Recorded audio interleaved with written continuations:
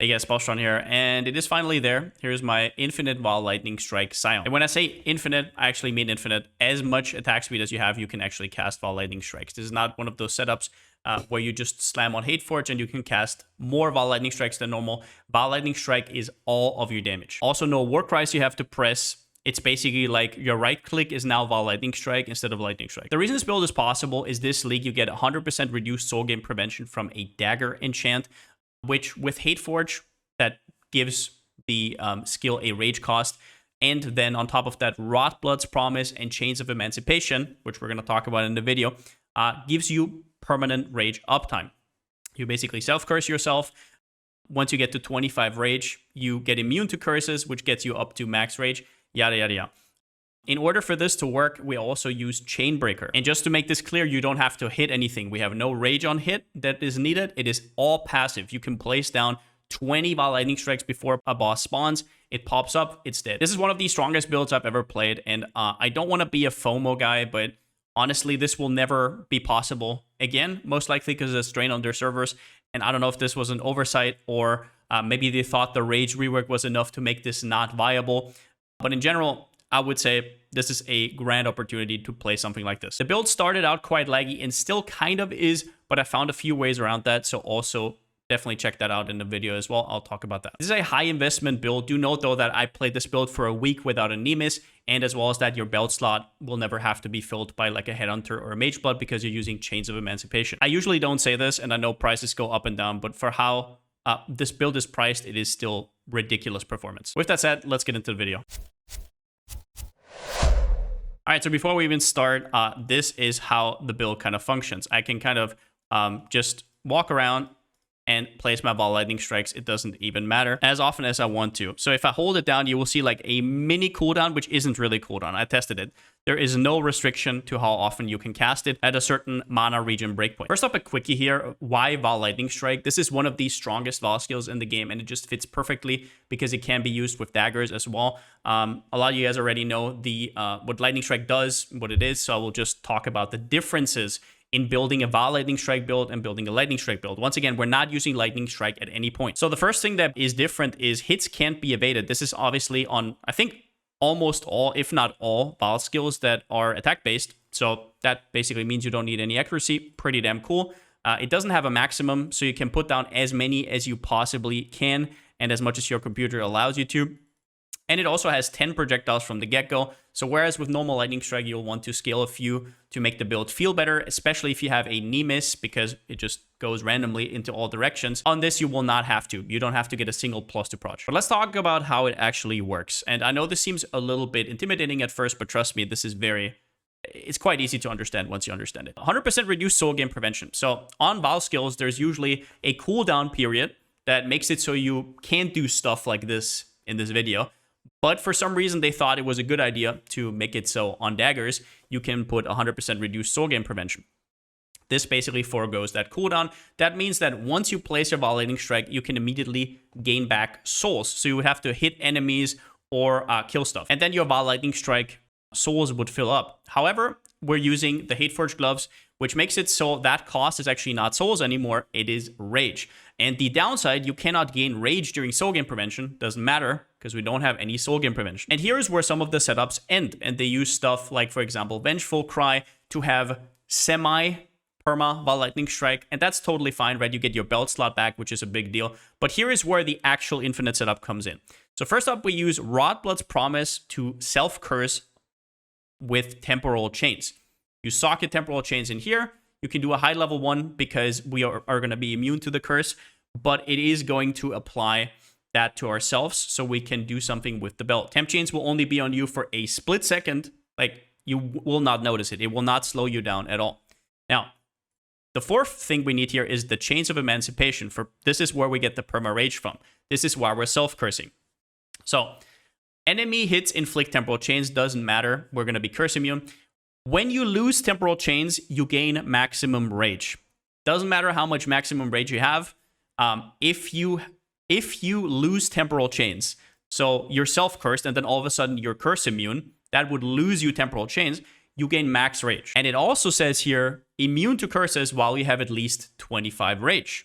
So that means The point from going from 24 to 25 rage is where you go from being cursed to not being cursed. So what we want to happen is that we somehow cast Vaal Lightning Strike. It gets us exactly to 24 rage, and then somehow we get that 1 rage to go from 24 to 25, and back to full we go. And that's exactly how it goes. If you look right here, you look at my rage bar. That is exactly what we're doing. The way we get that regen is with Chainbreaker, which is a lethal pride keystone right here. Chainbreaker basically converts your mana regen into rage regen. It does, however, add a rage cost to all your skills, which does scale with mana multipliers. So for example, your main Link Lightning Strike will cost quite a bit. In this case, it costs 28 rage, but that doesn't really matter because we can scale maximum rage. So what are the conditions to use all of this to actually have the setup work? You need exactly 28 rage cost on Vaal Lightning Strike. That means fiddling around with the reduced rage cost of skills on your Hate Forge, and then also fiddling around with these cost reductions right here. As you can see, I'm not using Tireless, and that's for a reason. I want it to be at exactly 28 cost. And you can manipulate that with the reduced cost right here, depending on what your Divine says on the Hate Forge. You will have to kind of figure that out for yourself, whatever setup you have. One important thing here is reduced mana cost doesn't work. Reduced life cost doesn't work. It has to say exactly reduced cost of skills. I also do not know why this node doesn't work. I said in my latest video that you could maybe take an impossible escape and get another 20% reduced cost or something. For some reason, this doesn't work for rage, even though it doesn't specify mana or life. So just so you know, and you don't, I don't know, waste your money. Okay, you got it to 28 rage cost. Next, you need exactly 52 maximum rage. The way you get that, you start up with 30, right? You get plus 10 from here. You're on 40. You get the Mastery, 47. And then you get Berserking, 52. You might already see why 28 and 52. If I do 52 minus 28, what rage will I be at after I cast it? 24. So whenever I cast Vaal Lightning Strike with exactly the setup, I go to 24 and my regen immediately pops me to 25, which with the belt gets me to full. And that is all the magic. Now, let's talk about ways to break the setup. You could have the wrong rage cost, obviously, so you have to think about that. Map mods that reduce your mana regen. Also stuff, if you have the Nemesis setup, you're going to use Clarity. So in that case, you're also going to like Aura Effect or something like that. That's something you have to figure out. You can also work against that. I currently have 21 rage regen. You only really need 17. It's still nice to have more than not. I'll show you why in the mapping showcase. But basically, 17 I found to be kind of the cutoff point where it starts to feel good and where there is absolutely zero restrictions. This could actually have something to do with frame rate though, so don't quote me on that. Curse immunity is also a thing. If you're curse immune outside of this, then you never have temporal chain, so you never can do this. That is very rare, but so reduced effect of curses, you don't need at all. You're basically curse immune. It doesn't brick you or anything like that. But yeah, just so you know. Now, one of the most common questions I get is why not cut Chainbreaker and go Rage on Hit? It is a lot of investment, right, to basically go with this setup. At the end of the day, you get a lot out of Manastacker anyway, so it's not really a big sacrifice at all. And you don't necessarily need your mana regen. It would be nice, though. So your question could be, why even go with Chainbreaker when we just got Rage on Hit? And the simple answer is, if you look here, you'll see only one hit every 0.5 seconds can cause you to gain rage. This means that your main skill basically has a 0.5 second cooldown. That means you only get 2 Vaal Lightning Strikes per second if you perfectly click it, if you perfectly do it. Now, this feels a little bit awkward, I'm not gonna lie, because if you hold down right click, you sometimes like start moving and stuff like that. I can't really explain it to you. You would have to play it yourselves. There are Berserker setups that do this though, and they have less investment into stuff like this. And that's totally fine if you think that is good for you. The reason I don't do this is because if I have a end game build, I would rather sacrifice a little bit of power so it never feels awkward at all, right? As little buttons as possible and as little awkwardness. However, those setups still work and they are totally valid. The biggest thing for me, though, is no out-of-combat placement. If you think about, you pop an Essence, right? Like an 8-mod Essence. You can place down stuff before. There's an Expedition. There's a Legion. There's a Ritual. There's so many instances where you want to pre-place. There's a Strongbox. So many mechanics want you to pre-place. There's a boss, right? Being able to pop down 15 Vaal lightning strikes before your encounter is ridiculous. It feels like cheating, and I would never want to miss it. Now, next up, let's talk about performance. A lot of people are fearful of this build because of performance. You see streamers, they have no bitrate, and you think they're probably lagging out or something. From my personal experience, after doing some of these steps, the reason why it looks blurry is because of bitrate, not because I'm lagging or anything. So, for example, I will show you right now. I will place down as many Vaal lightning strikes as I need to. Let me quickly put everything on. Yep. All right. So for 6 seconds, these last, right? So I can just keep spamming it. Keep spamming it. Keep spamming it. This is what happens, right? If you look at my FPS up top, I still have around about 60 to 70, right? 60 to 70. This goes down to like 50 or 40 if I actually hit enemies, depending on how many I hit. So you can definitely lag out. Don't get me wrong. But if you have a decent machine, which I don't know where that is, you can do this. Also, it never happens that you actually just like you usually move around and just place orbs, right? Like you don't want to get hit or whatever. But in general, it is playable. And here are some tips. First up, this one is by Void241, who figured this out. He saw me on stream. I did an ultimatum and it had reduced projectile speed. And all of a sudden I lagged even more, right? And I was like, what the hell is that?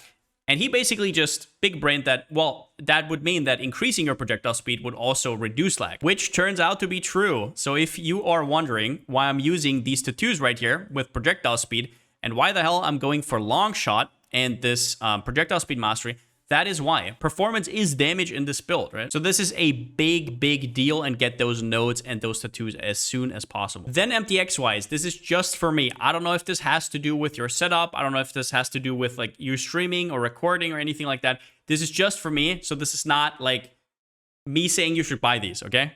Just straight up. Void Emperor has the best MTX for me. That is this one right here. It's also the most eye-can... Actually, the blue one is... The Myrmidon is even more eye-cancer, but you should never use that one anyways. But yeah, this one is the best performance for me, personally. The second best performance is actually no MTX at all. This is how it looks like. It looks like absolute dog shit. I don't know who redesigned this, but you're basically, I don't know, throwing like... I don't even know, donuts or something. So I don't know. If you're fine with better performance, not buying the pink one, so your game can look like this, I mean, sure, go for it. Either way, no MTX is second best for me in terms of that. Vulcan is the third best, and this is the one that is the least eye cancer. And it also has still decent FPS. So it looks like this. I played this one for a while, and I really like it. I'm just kind of mixing things up right now. And the one... If you care about your performance at all, unless you have like a really good computer, Myrmidon screws you up. Like this one will screw your eyes and it will screw your PC. Now you can also downscale in options for this video. I actually turned this up, but I do this when I, for example, play off stream and also sometimes on stream. I don't actually know if this helps that much, but it helped a little bit. So you can kind of play around with this. Graphic setting and display settings in general, all of this stuff could help, but I'm no expert, so I'm not going to bullshit you there. Also have a good PC setup. Also don't know too much about it, but in general, hardware will help. You could call this the original pay-to-win build. Other than that, maybe there's some other stuff. Leave it down below in the description. I'll hard it if it's important, because that is like the most annoying thing about this build. Now, next question you might ask is why this semi-mana stack setup? This setup works on a lot of different versions. You can use this on Berserker. You can use this on Slayer. You can even use it like Ellie did with Poison on Pathfinder. But I'll just lay out why I went with Scion and the mana setup in general. First reason is mana builds usually have a problem, and that's mana recovery. Especially if you convert all the mana regen to rage regen, now you don't have any mana regen anymore. And you can see that while I'm out of combat, I don't have any mana. I don't necessarily need it other than whirling around. But whenever I hit something, I will actually mana leech. And mana leech is something that is missing from all the spellcasters. Mana leech is ridiculous, especially since instant leech also works with it, right? So I have 10% instant leech right here. That means I get 1% of mana back whenever I hit something. That is ridiculous, right? With how often I hit with Vaal Lightning Strike, you can imagine how my mana basically fills back up every single time. So that's already a good start. We're an attack-based build. It fixes your mana regen naturally. Now, since you need a lot of mana regen with Chainbreaker, a lot of builds have to do weird stuff. Like, for example, and I kind of did this as well, but A big thing is you might have to sacrifice a ring with Chevron's Revelation. And the problem with that is that means you can't run Nemesis. So it's kind of like a nice thing early, but Nemesis almost doubles your damage, which you don't necessarily need, but more damage also means less lag. So that's pretty cool. Stuff dies faster. But in general, one ring is always taken by Rot Blood Promise, so this just kind of makes it awkward. So yeah, having a big mana pool already means you start out with a lot of regen. It fixes flat damage. This is a big one because you need to socket your Vaal Lightning Strike into your dagger because of the enchant, which makes it so you kind of want to use Squire and then extra links. But what you lose by that, unless you have a insane Mirror Dagger, is you lose a ton of flat damage, right? You have no flat damage from anywhere, basically. But you can fix that, and one of the ways to fix that is, first up, Arcane Cloak, right here on automation, which gives you a ton of flat damage. And then as well as that, you get Mind of the Council, which gives you attack skills have added lightning damage equal to 6% of maximum mana. This means not only can you go single element with something like lightning penetration, it basically fixes your flat damage. As well as that, we have some Abyss sockets, which we're going to talk about in a second. We have really good overlap with Flask nodes. If you look at where the best mana nodes are, they are basically Flask mana nodes. We take Druidic Rite. It's already a strong node, but if you also care about the mana, it's just huge. And we go through Primal Spirit. So there's actually quite a bit of overlap. As well as that, if you're a Scion, you just have really efficient pathing. And since we have good overlap with Flask nodes and mana nodes, we are actually going for Scion. There's no need for us to go Hierophant. We don't need any AoE. We don't really need any of that. We don't have any spell scaling. So what we do is we take Pathfinder, which basically gives us perma flasks, which is a big deal because that lets us fix our resistances with flasks, which is also a big deal because as you can see, we almost have exclusively uniques, which would make resistances pretty awkward otherwise, especially if you're in a different setup and you don't have a Mage Blood. You're screwed. This also lets us combine Pathfinder with Slayer, which just feels absolutely awesome with the extra Overleech. So we kind of get the best of both worlds. Also, since we need a lot of points, we're traveling around quite a bit.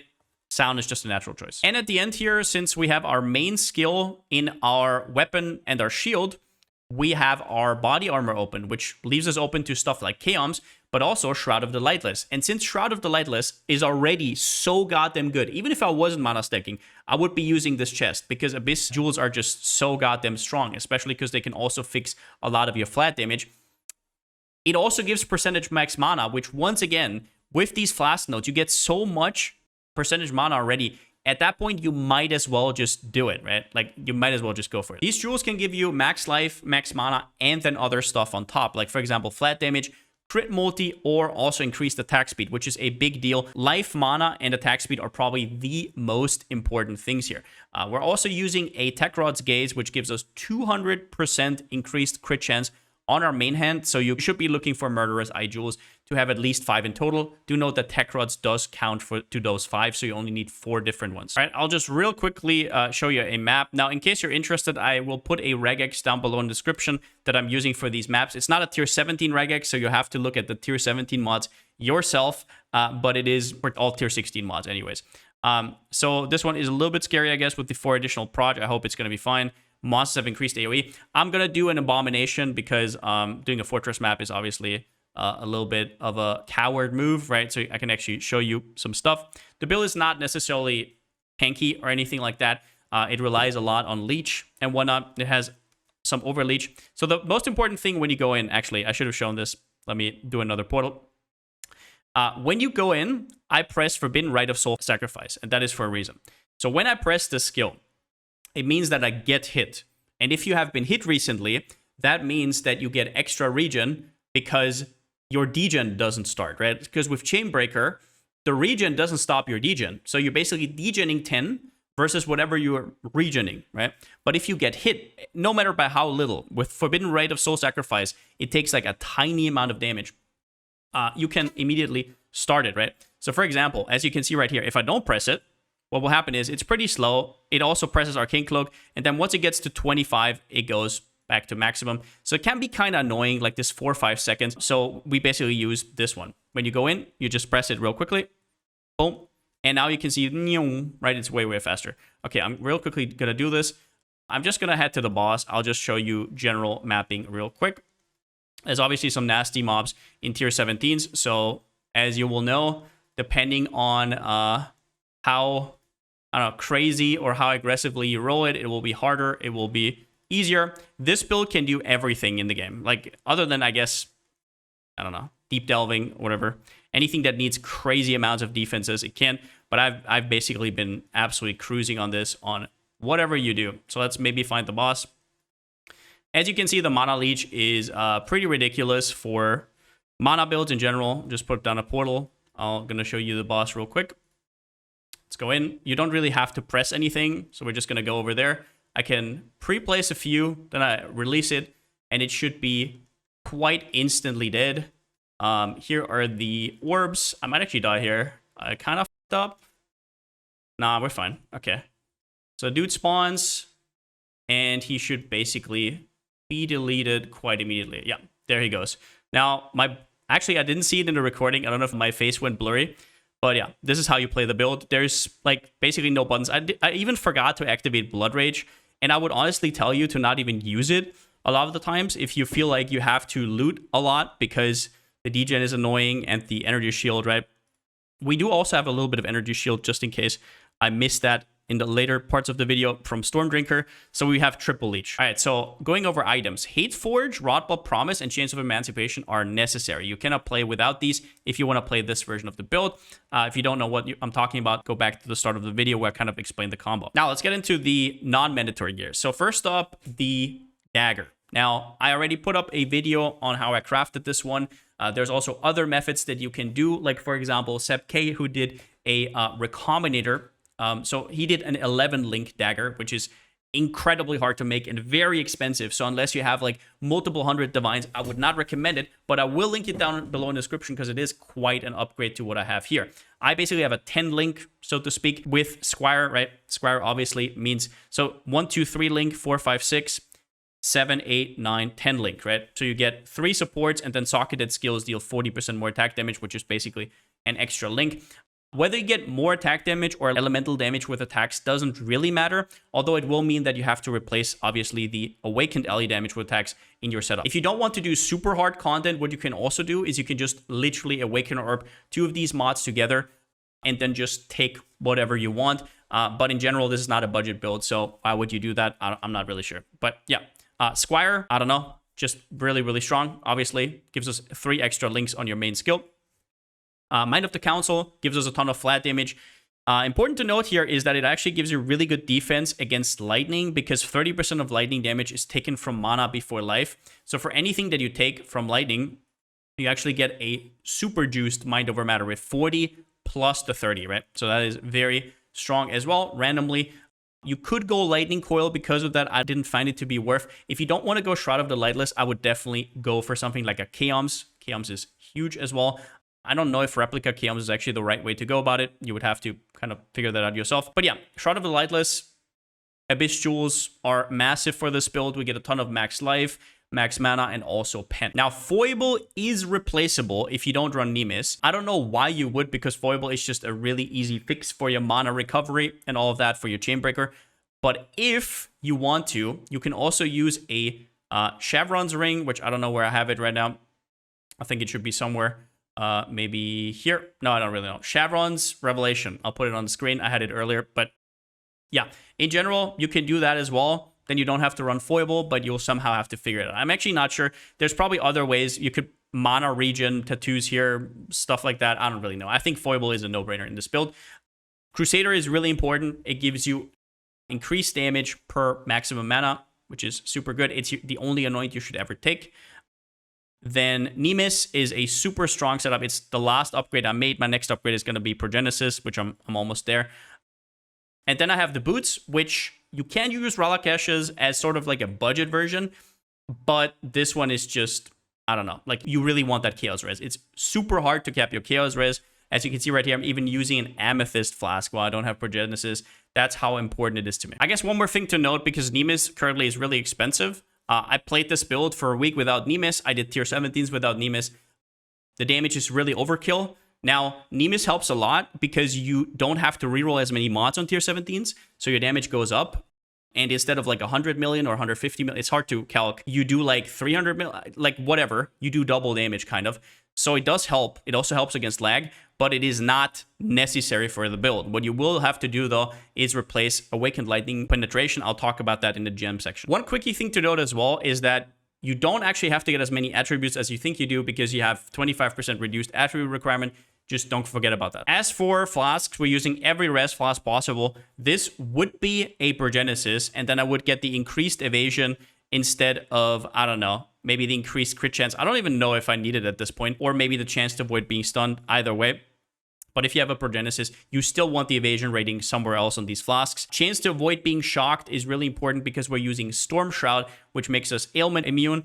Then we even get more Ellie res here, and we get some crit on top. Like I said, if you're actually crit capped without it, I didn't check before this video, then you might as well replace this. As for jewels, I'm using Murderous Eye jewels that just give me life, mana, some res, attack speed. Attack speed super important to make the build feel good, right? Have good whirling blade speed. Life mana is obviously super, super good.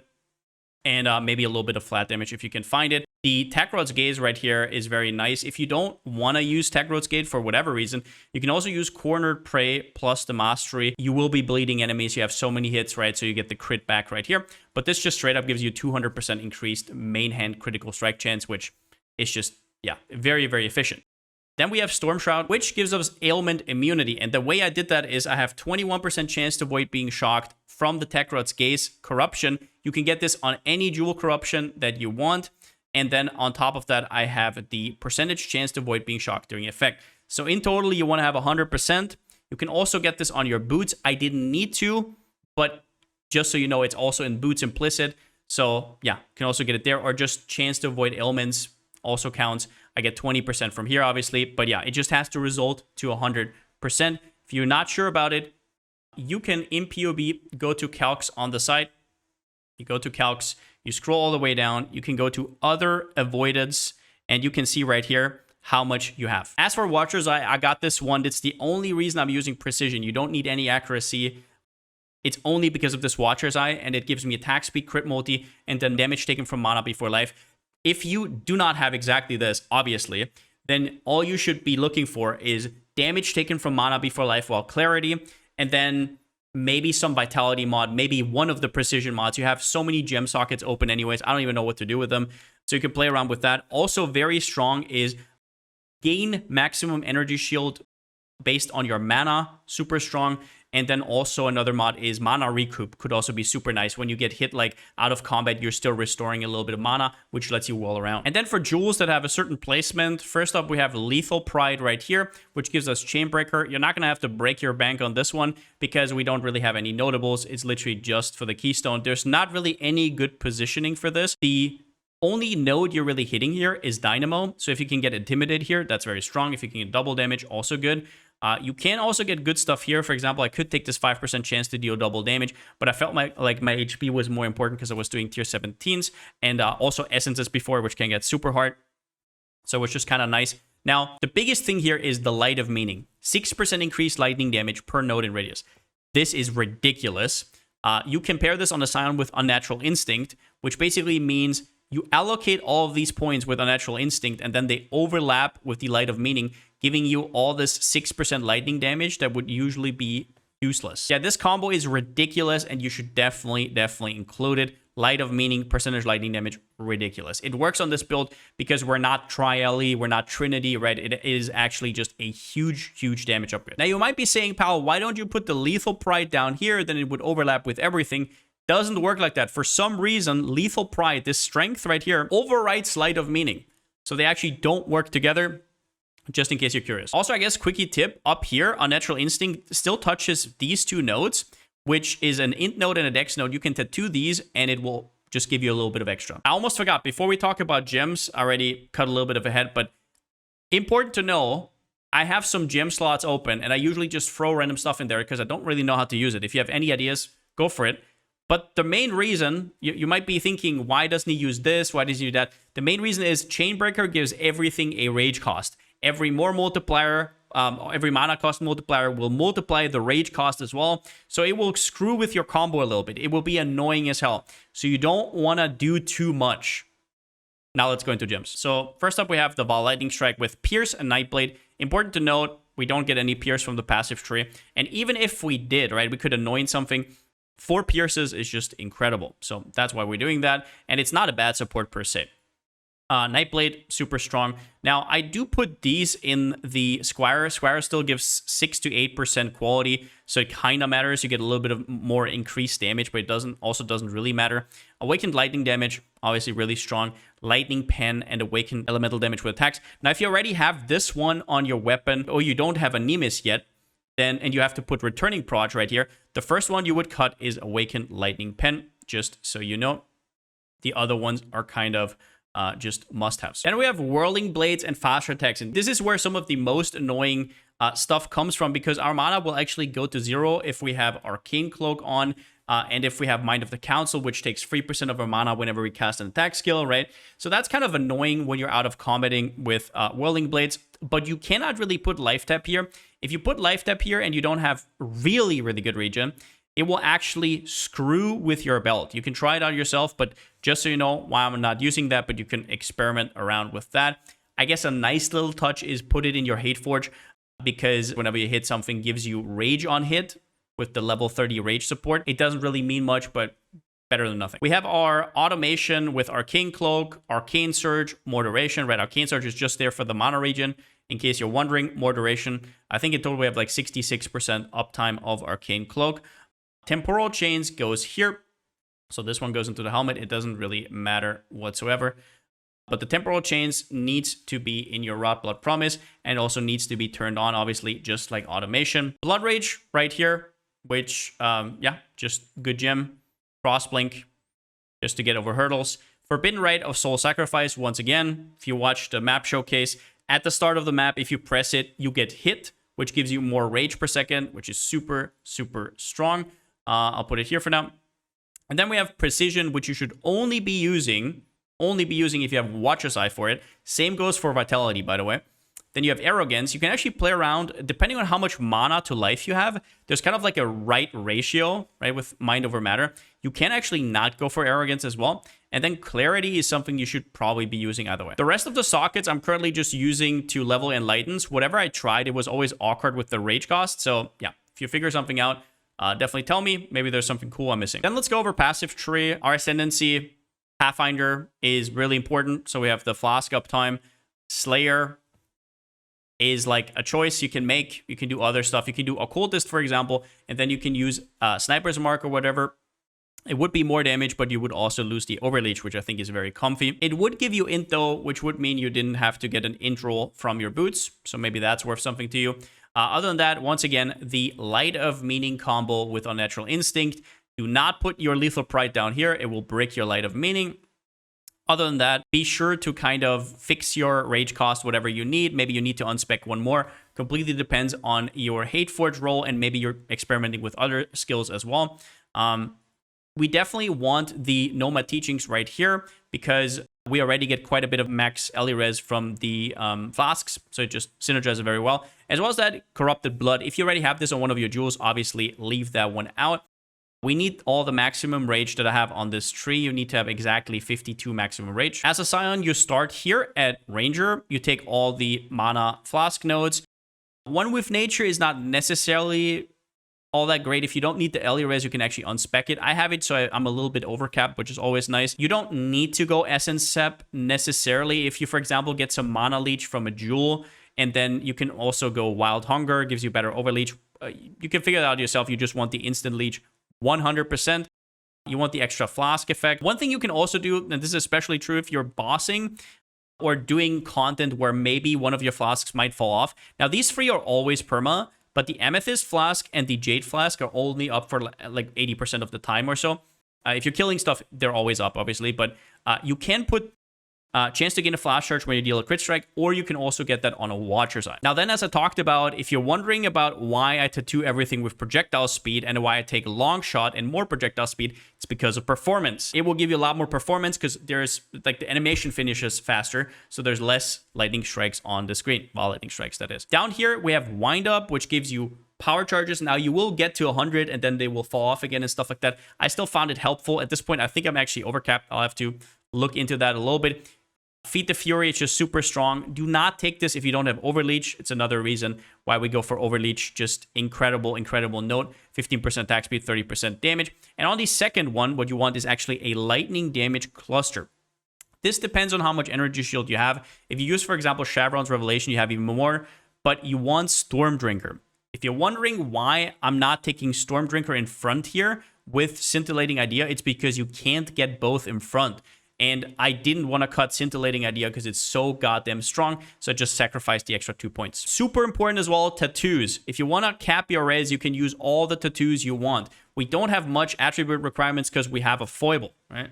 Remember that. Super, super strong. I didn't need it because my gear is good, but I mean, honestly, you could just tattoo all of these for fire res. You could also tattoo these for cold res, I guess, if you want to, but you will lose performance with the projectile speed, and performance in this build is actually damage. If you have any points above 97, like I have here, put them in the life circle right here, so you also get the 6% increased lightning damage. Or if you're level 100, you can remove this point and the 2 other points and take another jewel. Other than that, I think, so you might not need Dreamer. This is something you have to test out. It's also nice because your Whirling Blade costs a little bit less, but it doesn't really matter. It's just 2 points for 40 mana regen, which isn't great, but it exactly fixed everything I needed. And I couldn't, so I could tattoo a little bit of mana regen over here on the int nodes, but I needed the rest for chaos res, so I'm actually capped.